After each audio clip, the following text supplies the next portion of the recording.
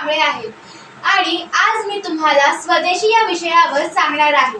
स्वदेशी म्हणजे आपल्या देशात बनवलेल्या वस्तू वापरणे। आधीच्या काळात आपले नेते जसे महात्मा गांधी, लोकमान्य टिळक यांनी लोकांना स्वदेशी वस्तू वापरायला सांगितलं।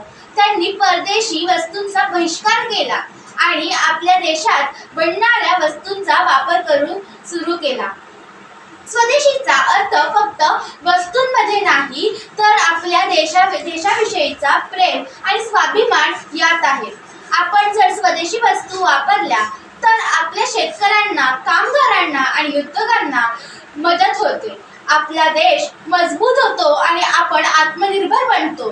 आजच्या काळात सुद्धा आपल्याला आत्मनिर्भर भारत या विचारातून स्वदेशीच महत्त्व समजतं। त्यामुळे आपल्याने शक्य तितक्या भारतीय वस्तू वापरायला हव्यात। शेवटी एवढंच सांगायचंय की स्वदेशी म्हणजे आपला अभिमान, आपली ताकद आणि आपल्या देशाच्या प्रगतीचा मार्ग आहे।